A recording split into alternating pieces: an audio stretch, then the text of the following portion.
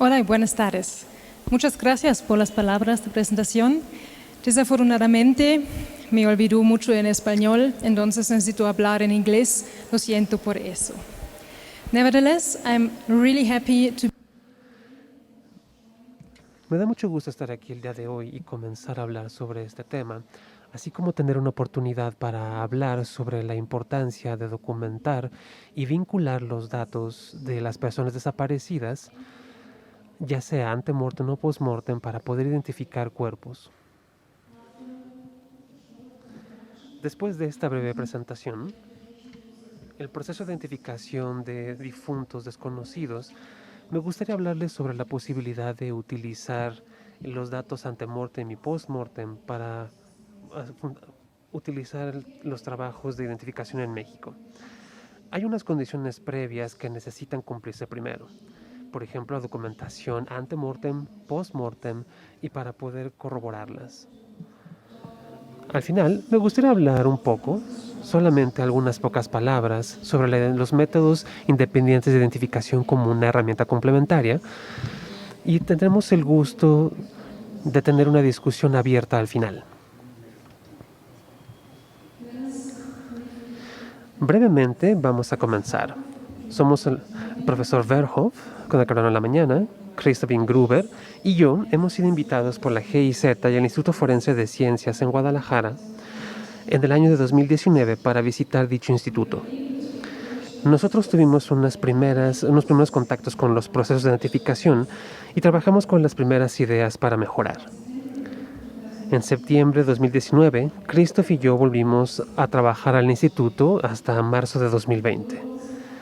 La meta era analizar los diferentes pasos del proceso de identificación, ya sea dentro del instituto y también para hablar con nuestros colegas y poder desarrollar estrategias y ser capaces de identificar más cuerpos en Jalisco. En ese entonces, la idea nació de poder establecer un contacto, un intercambio académico entre México y Alemania. La señora Fleckenstein y pedimos su colaboración y de esta forma yo estoy muy agradecida y muy alegre de verla aquí el día de hoy, nuestros colegas de Guadalajara, Oaxaca y Coahuila, así que les doy la bienvenida y muchas gracias por estar aquí con nosotros. Como ustedes ya escucharon esta mañana con el profesor Verhoff y con el profesor Takahashi, la identificación es uno de los puntos centrales de la ciencia forense. Mi punto de vista yo diría que es el más importante. ¿Por qué? Porque cualquier difunto tiene el derecho a que se le identifique. Únicamente con esta certeza es que los hijos, los hermanos, sobrinos, la hija, es que entonces ellos pueden comenzar su duelo. Aparte de eso, resulta de nuestro interés que tengamos tan pocos cuerpos sin identificar como sea posible, especialmente para preservar el Estado de Derecho y la confidencialidad. Si nosotros vemos un poco las bases del proceso de identificación, este resulta muy simple, o al menos así parece serlo. Las únicas cosas que nosotros necesitamos son los datos y características del difunto sin identificar. Esto es el dato postmortem, y también necesitamos los datos y características de una persona desaparecida, lo que es la información antemortem. Y para hacer un poco las cosas más complicadas, necesitamos una herramienta o muchas personas que comparen la información antemortem con la postmortem para buscar parecidos, compararlos y poder identificarlos.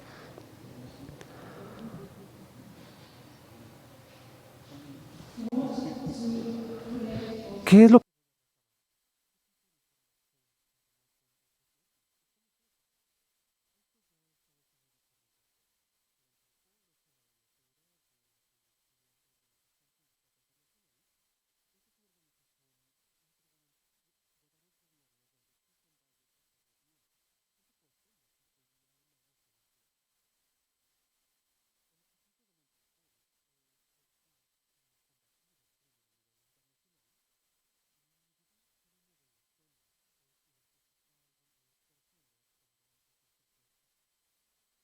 Para ello, ellos distinguen entre el desastre, la catástrofe abierta y la cerrada.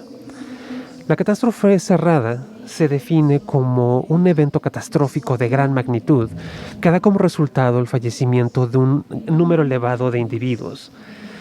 Y esto nos lleva a un grupo fijo identificable, como por ejemplo un accidente aéreo. Digamos un avión, un 747, que tenga 400 pasajeros. Por lo general contamos con una lista de estos. Así podemos saber a quiénes identificar y podemos tener una posibilidad rápida para identificar los datos ante-mortem y dárselos a sus familiares. Necesitamos corroborar estos datos ante-mortem como los post-mortem, y esto es relativamente fácil de hacer.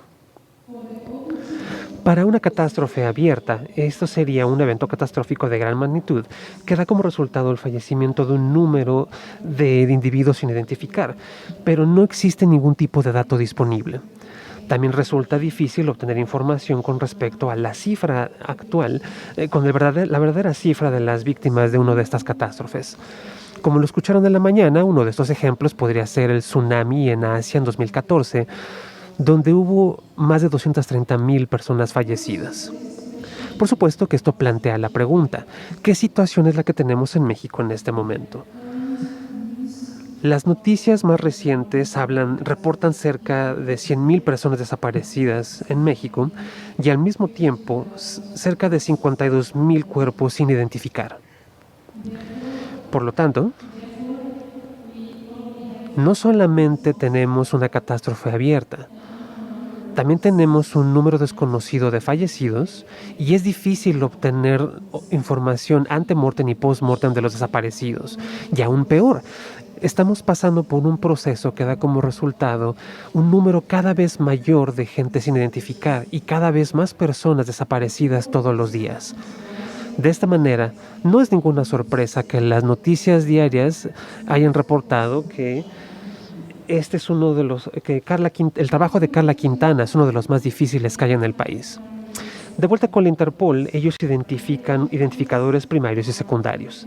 Los primarios serían huellas dactilares, odontología y ADN. Los secundarios serían características especiales como información médica, cirugías, fracturas, cualquier placa quirúrgica que se haya puesto después de una fractura, tatuajes o alguna seña particular como ojos azules, nariz grande, lunares, etc.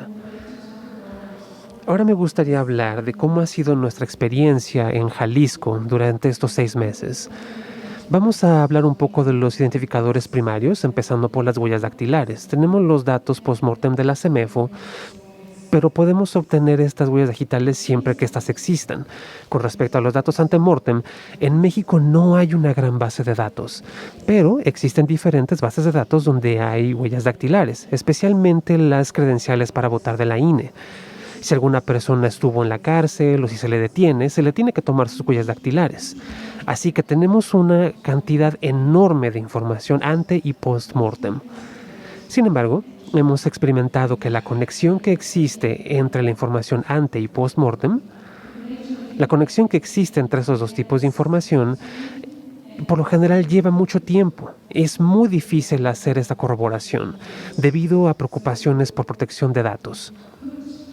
Así que se podría identificar a más personas y podríamos trabajar con este proceso y mejorarlo. Pero por el momento todavía no es viable identificar a muchas personas utilizando huellas dactilares. La siguiente sería odontología. Con respecto a los datos post-mortem, de nuevo tenemos una situación difícil. En Jalisco tenemos 2 doctores, 2 dentistas que están trabajando con cada uno de los cuerpos y podemos obtener buenos datos. Con respecto a ante-mortem, esto no lo tenemos en México. En comparación con Alemania, donde todos los dentistas tienen que obtener estos registros dentales y mantenerlos durante 10 años, esto no existe en México. Así que tenemos una gran falta de información ante-mortem y resulta muy difícil poderla comparar con la información post-mortem. No es muy buena. Esto solamente se puede utilizar en casos individuales. Y por último, y no por ello menos importante, el ADN. Yo lo estoy agregando tanto en antemortem como en postmortem, tanto con un signo de interrogación como una palomita. ¿Por qué? Porque como hemos escuchado el día de hoy de parte del doctor Takahashi, estamos en un estado de espera en México en estos momentos. Tenemos la oportunidad para poder generar estos perfiles, pero los laboratorios están saturados de trabajo y por lo tanto puede llevar de meses o 2 o 3 años para generar uno de estos perfiles. Y aún así tenemos que asociarlo con otros perfiles. Así que lleva mucho tiempo. Y a veces no tenemos una base de datos a escala nacional en donde podemos insertar estos perfiles. En Alemania tenemos una donde el perfil de cada fallecido sin identificar o el perfil genético de cada persona se agrega a esa base de datos y se pueden buscar similitudes de manera automática. Así que, por supuesto, el ADN se puede utilizar para identificar, no todo el tiempo, pero el problema, como hemos visto, es el tiempo para generar estos perfiles. Ahora, con respecto a los identificadores primarios, en resumen, pueden ayudar, pero tenemos aquí algunos signos de interrogación. Y encima de todo, tenemos la impresión de que muchas personas están muy preocupadas por los análisis de ADN. Las familias lo están pidiendo, los colectivos lo están pidiendo, las autoridades de investigación lo están pidiendo también. Entonces tenemos la impresión de que todo el tiempo es ADN, ADN, ADN, pero toma demasiado tiempo generar estos perfiles y poder medirlo, entonces se nos está acabando el tiempo. Los institutos ya no tienen el espacio suficiente para poder almacenarlo todo este tiempo. Todos los días llegan cuerpos sin identificar y las familias están buscando, están tratando de hacer algo, están inquietos, están buscando a sus parientes, a sus familiares. Ahora, de otra cosa que quisiéramos hablar el día de hoy es la oportunidad de utilizar los identificadores secundarios. Disculpen, los identificadores secundarios, como por ejemplo los tatuajes, señas particulares y datos similares, para ese tipo de información hemos tenido una buena oportunidad de obtenerla en los CEMEFOS de manera post-mortem. Pero tenemos una cantidad enorme de información que viene de las familias, que viene de las comisiones de búsqueda, que viene de los colectivos, de las autoridades de investigación y las plataformas de redes sociales. Y, aparte de todo, hemos visto en Jalisco que muchas familias están viniendo directamente al instituto para buscar a sus parientes. Están ahí en el instituto. Y por lo tanto, existe mucha información que tenemos ahí y podemos compararla. Lo único que necesitamos entonces sería comparar y conectar esta información. Si los identificadores secundarios son suficientemente únicos como, no lo sé, tal vez el número de tatuajes, la cantidad de información médica que se tiene, esto nos podría ayudar a identificar a una persona o a un cuerpo directamente. Si existe alguna duda o si la información no es lo suficientemente única, esto nos podría ayudar a priorizar la información, como los análisis de ADN. Ahí podremos tener alguna pista, algún dato y podremos obtener ADN de los cuerpos. Christoph y yo estamos muy interesados en los tatuajes porque creemos que tiene un gran potencial. Con respecto a los datos post-mortem, son muy fáciles de documentar. Son resistentes siempre y cuando la piel haya resistido. Con respecto a los datos ante-mortem, como ya hemos dicho, tenemos mucha información de parte de las familias, plataformas de redes sociales, como fotografías, por ejemplo. Para compararlo con la información post-mortem, mucha gente en México tiene tatuajes. Es fácil y rápido el poderlos comparar, tal vez como un indicio para asegurar la identidad. Por supuesto, esto no es tan fácil como yo ya lo he comentado. Nosotros tenemos que establecer algunas condiciones previas antes para poder utilizar los tatuajes de manera eficiente. Con respecto a los datos post-mortem, necesitamos una descripción precisa. Esto es lo que necesitamos buena documentación fotográfica.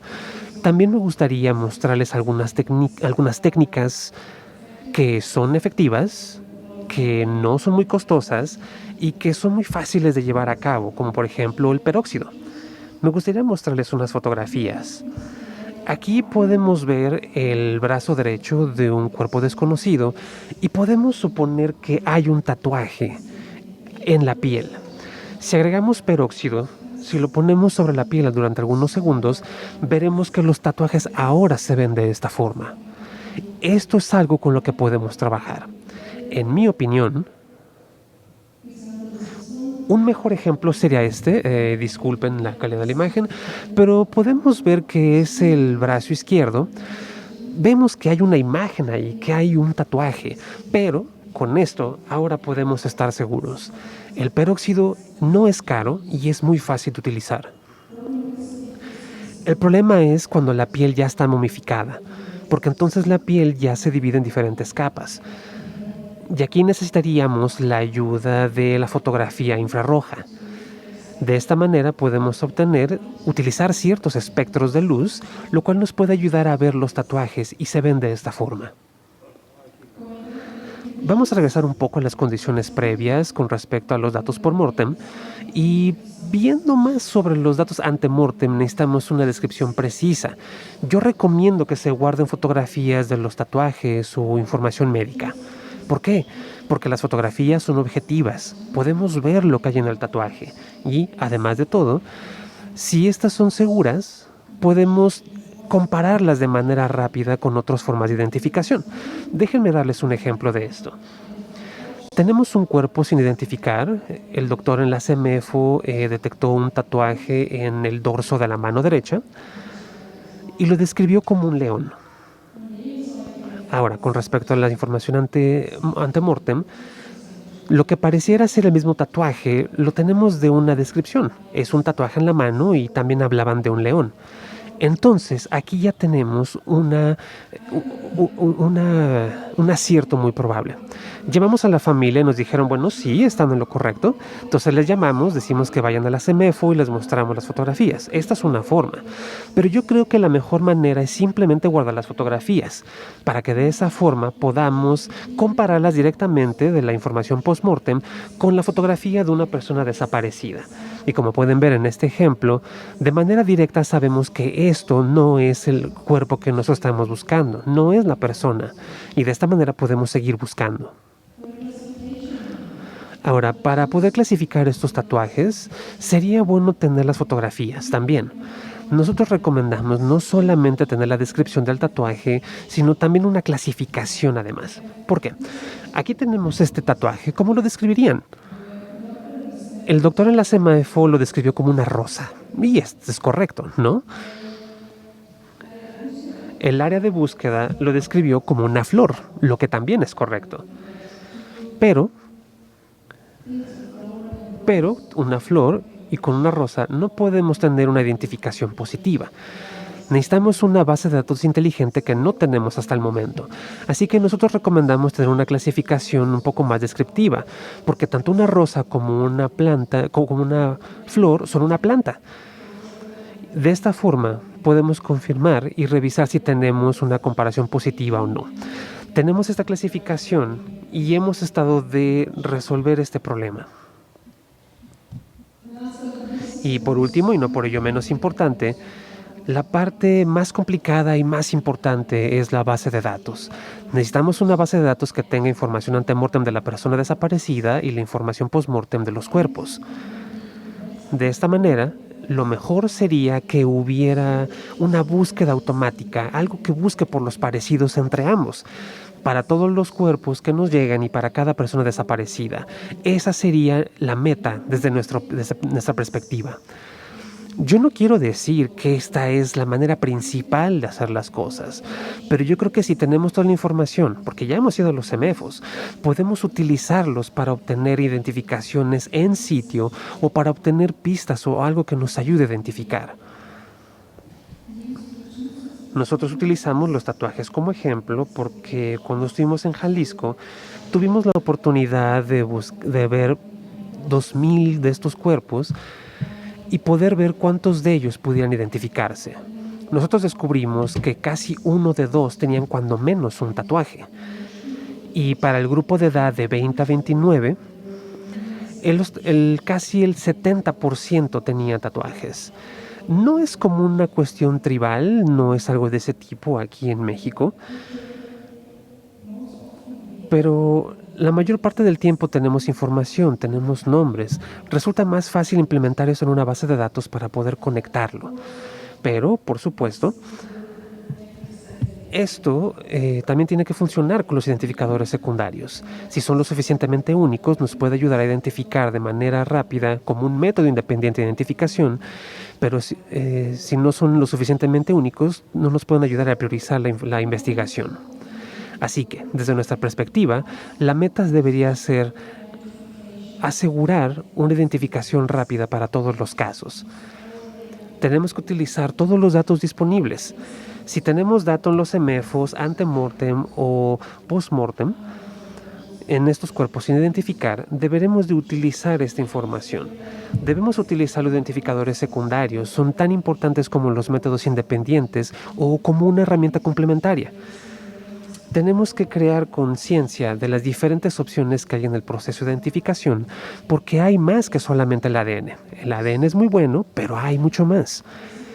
Tenemos que crear conciencia, tenemos que hacer estos talleres, tenemos que hablar con los ministerios, tenemos que hablar con las familias, con todo el mundo, para poder decirles que hay más. Y especialmente con la cooperación, lo que nos gustaría hacer es investigar. Si nosotros descubrimos que hay muchas personas tatuadas en Jalisco, y puede ser lo mismo en Oaxaca, también podríamos investigar allá. Tenemos que publicar esta información para tener una base para poder discutir y entonces verificar diferentes hipótesis. Así que, en general, aún tenemos mucho camino por andar, pero estamos en la dirección correcta y estos pasos serán buenos que nos ayudarán para poder identificar a las personas. En ese caso, yo estaría muy contenta de poder discutir con ustedes ahora. Gracias.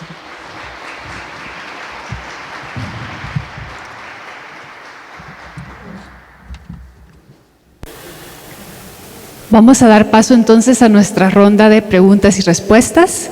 Invitamos al PD Dr. Christoph Bringbruger.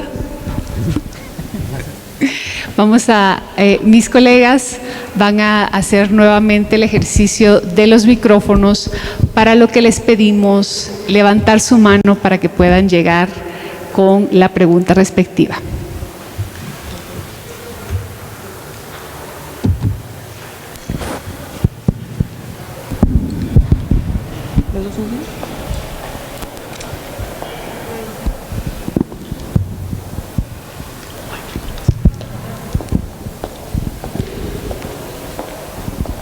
Gracias. Preguntarle acerca de las galerías públicas que en algunos casos se han ofrecido y no se ha podido difundir como una práctica adecuada. En las exhumaciones de Tetelcingo y Jojutla, nosotros pudimos ver que personas que tenían más de 6 años sin vida todavía tenían los tatuajes totalmente visibles. Y no solamente eso, también tenían otro tipo de indicios posesorios, alhajas, cosas que tenían inscripciones específicas con fechas o con algún dato que pudiera ser identificado por sus familiares, y que no habían sido entregados al Ministerio Público y se habían sepultado a las personas inclusive hasta vestidas y calzadas. Entonces, estos elementos que se encuentran, y principalmente los tatuajes, se acordó con el gobierno en ese entonces de Morelos que se iba a hacer una galería pública para que las personas que buscan un familiar pudieran identificar en espacios diferenciados, por ejemplo, tatuajes en brazo derecho, cosas así, ¿no? No se ha consolidado, sin embargo la información está ahí, y una vez que se exhuman y luego se vuelven a inhumar en otro espacio, pues entonces ya el contacto con el aire y todo esto, pues empieza otro proceso de descomposición que por alguna causa no se había llevado tan rápidamente en los cuerpos que encontramos. Entonces, digamos que son datos efímeros, los que se logran encontrar, pues se pierden si no se hace con inmediatez, pero parece ser que hasta ahorita para las autoridades no hay seriedad en cuanto a tomar en cuenta esto como elementos, indicios, nadie dice que sea al 100%, y pensar si en este sentido sería importante incorporar a peritos en tatuaje corporal para que participaran con los grupos multidisciplinarios que van a intervenir, que sí, que están interviniendo ahorita y que van a intervenir con el MEIF, porque es algo que en México no se ha explotado, no se ha explorado, y hay muchas escuelas de tatuaje corporal que pudieran perfectamente participar mediante un curso previo e incorporarse como peritos tatuadores. Ellos, al ver un tatuaje, podrían, igual que los de retrato hablado, hacer una aproximación de la realidad. Entonces, preguntarle estos dos elementos. Gracias.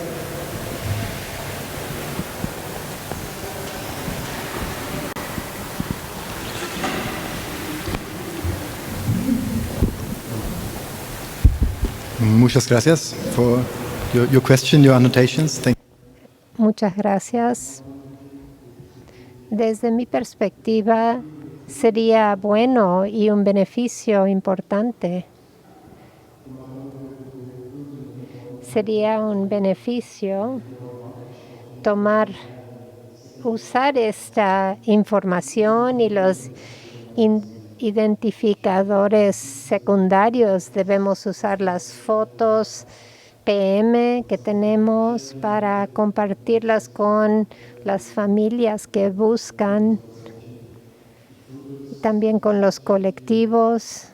Las fotos deben ser de la calidad adecuada para que no haya revictimización cuando los parientes lo ven, porque van a ser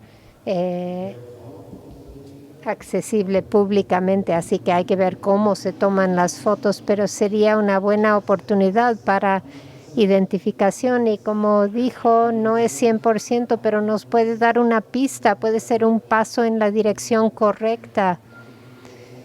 Y si algunos no son suficientemente específicos, igual puede llevar a priorizar análisis ADN. Si hay una persona desaparecida y todo parece que tenemos pistas, bueno, entonces debemos priorizar análisis de ADN y entonces sería más uso de los identificadores secundarios.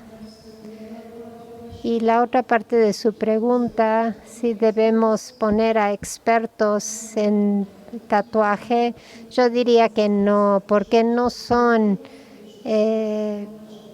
tan importantes esos signos, pero sí debemos tener talleres para que se entienda cómo usarlos. Está en el lado izquierda, derecho no es suficiente, necesitamos saber el color, dónde está en la parte superior del brazo, en la parte inferior.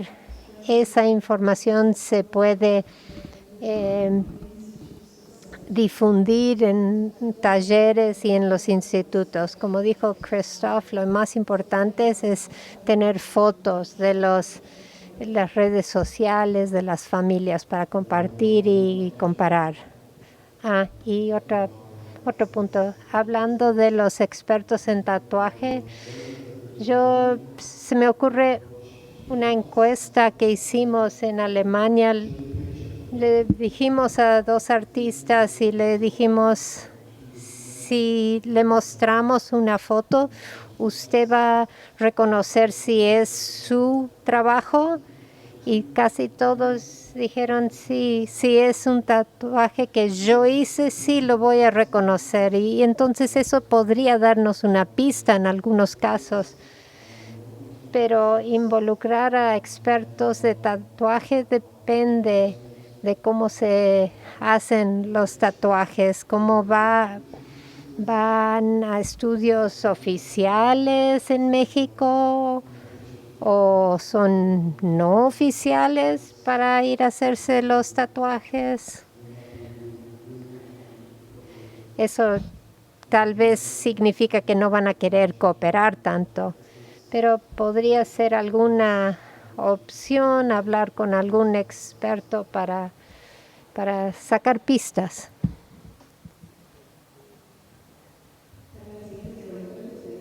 Quien hace la pregunta se puede quitar su mascarilla para favorecer el entendimiento.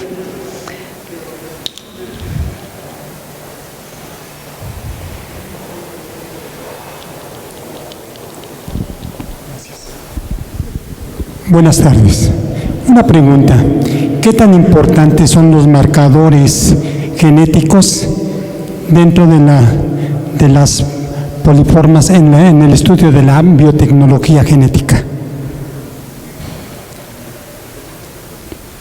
Poliformismos.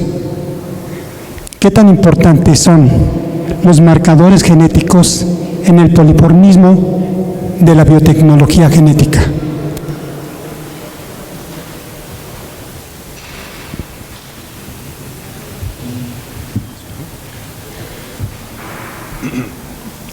Soy médico forense, no soy genetista, pero but in general, talking about identification, in Germany, ADN is the methodology. En Alemania es la metodología que se usa más comúnmente. Usamos repeticiones SDR, pero depende de la calidad del material que recibimos. Y hablando de muestras PM con degradación que son viejas, depende del caso que se puede usar. Los que están viejos, las muestras viejas, también se puede usar ADN mitocondrial, así que depende del caso en particular. Por la esencia de la prueba, para que en un momento determinado el médico forense o el estudiante de medicina lo hiciera valer ante a una representación de estudio judicial, ya sea durante procedimiento o bajo investigación. Muchas gracias.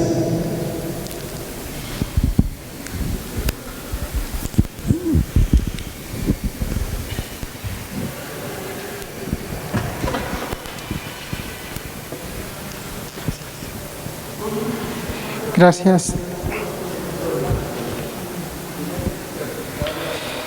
Sin duda, es un trabajo muy intenso, de muchos cruces de información y de la participación incluso de familias y otros actores, ¿no? Registros, sobre todo, para poder llegar a un trabajo tan minucioso como el que ustedes han realizado para dar certeza en un alto porcentaje de que son efectivamente las personas a las que se buscan.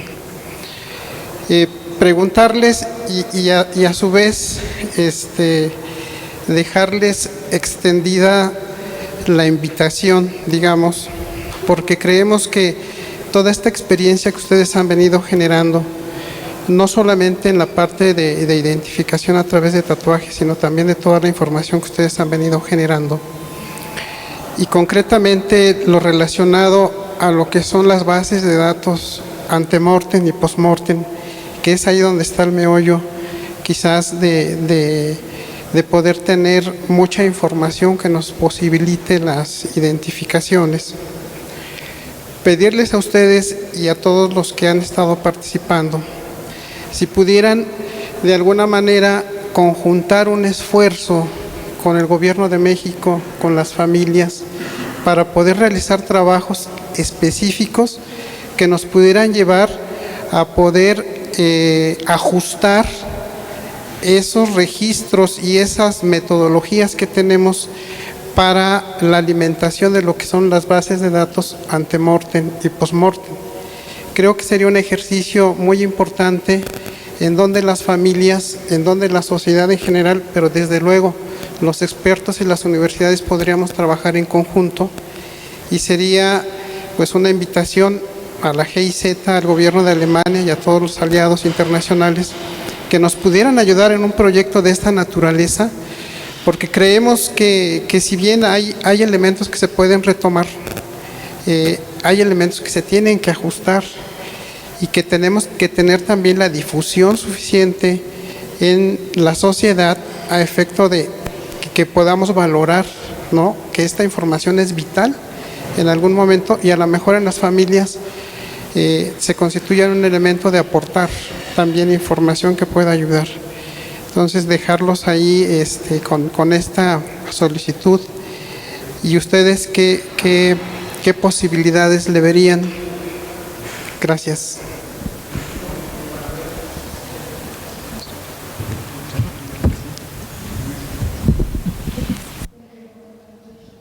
Gracias por los comentarios y la invitación. Es una respuesta larga, pero voy a iniciar. Por ejemplo, con Interpol tenemos protocolos que existen detallados, escritos, qué datos AM y PM hay que recolectar y cómo comparar esos datos. Y ya hablamos hoy, tenemos la base de datos de la Cruz Roja también, pero por alguna razón algunas cosas no funcionan en este momento y por eso fuimos directamente con el instituto y vimos a los colegas para ver qué podemos hacer en ese instituto. Y solo hemos estado en el de ciencias forenses, así que solo sabemos cómo anda en esa institución. Pero, por ejemplo, en Jalisco, en el instituto, vimos una gran oportunidad para recolectar datos AM. Y no es recolectar toda la información posible. Bueno, obviamente más información es mejor, pero con la falta de personalidad para una persona, toda la información, yo creo, por ejemplo, que hay que reducir la información que se recaba. Tiene que ser lo que va a ser útil, no es todo, si no tenemos las personas ni las herramientas para comparar la información como es en algunas instituciones por el momento. Por eso dije al final que quisiera tener más investigación. No tenemos investigación en Jalisco o no suficiente. Me encantaría tener más investigación en otros estados. Hay tatuajes, podemos usar lo que desarrollamos en Jalisco en otros lugares como Coahuila, otros estados, o tenemos que agregar algo. Sí, la meta es tener un base de datos nacional, pero no lo vamos a tener en un mes o en unos años o décadas, así que debemos usar lo que tenemos en este momento. Así que hay que ver las instituciones con las cuales queremos trabajar en este momento y aprender de las diferentes instituciones. Y así es la mejor manera de conectarnos y compartir información.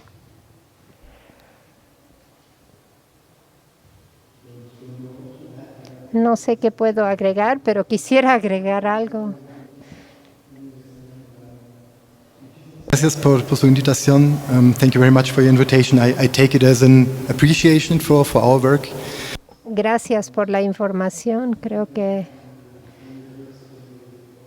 significa que hay aprecio para nuestro trabajo. Vinimos en abril 2019 con nuestro jefe para ver cómo funciona el proceso de identificación en México, para ver cómo funciona o si no funciona en realidad.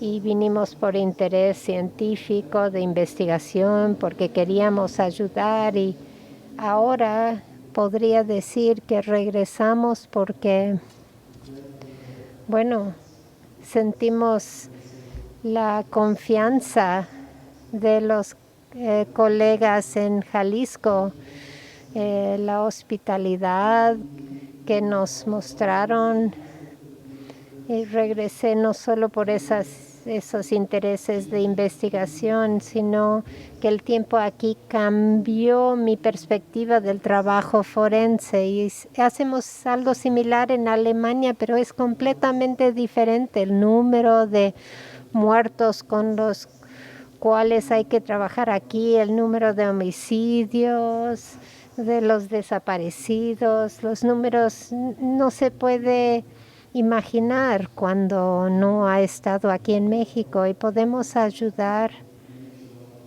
Podemos hablar de un base de datos nacional, la solución que sería la gran solución perfecta para identificar a los cuerpos que se encontraron en Jalisco, pero que vinieron del sur. En algún momento necesitamos eso, ese base de datos nacional, pero tenemos que tener los pies firmes en la tierra y ver y usar los datos que tenemos en este momento. Tomar lo que tenemos y hacer las identificaciones. En Alemania, en los institutos forenses, las familias no llegan a pedir información. Ahí van con la policía, porque en Alemania siguen teniendo confianza en la policía y las autoridades. No quiero ser muy político, pero tal vez eso falta en México. Y en México tenemos la situación en que tenemos área de búsqueda, datos AM, datos PM, y es ir en dirección de un enfoque pragmático, no ser tan detallado, no tenemos base de datos con información, tenemos que ser pragmáticos, un paso a la vez, aprovechar la información que las familias nos dan y considerar todo lo que tenemos. Y por supuesto que queremos desarrollar estrategias para los laboratorios para este trabajo, tomar un paso a la vez y comparar con las experiencias hace año y medio. Ustedes empezaron a caminar y estuvimos contentos tomar esos pasos con ustedes y queremos ver más pasos adelante.